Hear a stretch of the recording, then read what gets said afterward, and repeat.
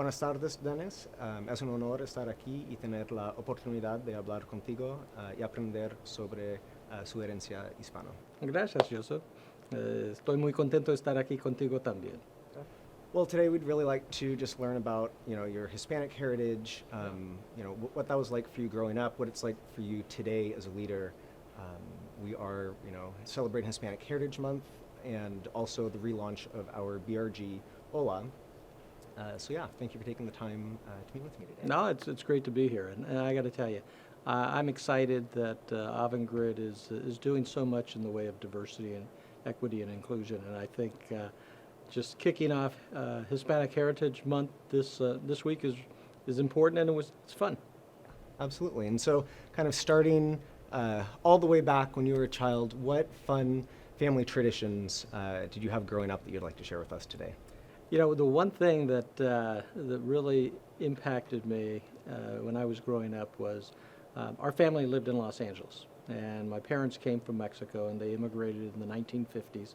But 6 kids, we grew up in Los Angeles, and every summer, because my parents still had family in Mexico, we'd load up the station wagon, 6 kids, my 2 parents, suitcases, bags, things on the top of the station wagon, and we would drive all the way from Los Angeles until we got into the interior of Mexico.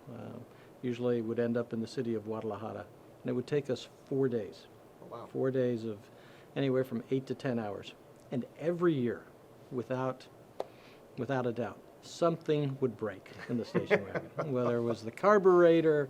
But out of having to stop and deal with uncertainty, we'd end up learning a lot about each other. When you're traveling with siblings for 8 to 10 hours in a car, somebody's elbow, somebody's knee, somebody's foot is in your head, and there's always fighting and everything. But those were some of the best days of my life, because every summer we took the trip, and there was uncertainty, there was a lot of fun, but it was about bonding as a family. That was really special. What's one thing that you wish more people knew about Hispanic culture? Well, I think a lot of people do know this, that Hispanics and people of Latino descent are really hard workers. They've got a wonderful work ethic. They don't want to get cut a special deal. They're willing to work hard. They want to be part of a team. From a cultural standpoint, a lot of Latinos come from large families, so they're accustomed to being around a lot of people and to celebrating and to focus on individual accountability, but also the cohesiveness of a team. With everything, with the culture, with the work ethic, how would you describe your Hispanic identity? And I realize that I've been saying Hispanic, but maybe that's not how you would describe it. Maybe you'd say Mexican American or Latino, or there's so many different ways. And so how do you describe Dennis? Well, that's a great question. You know what? I think first of all, I describe myself as a very proud American that is blessed to have Mexican blood. And so, it's always interesting when you fill out a census or something for the government. Are you Latino? Are you Hispanic? Are you Mexican American?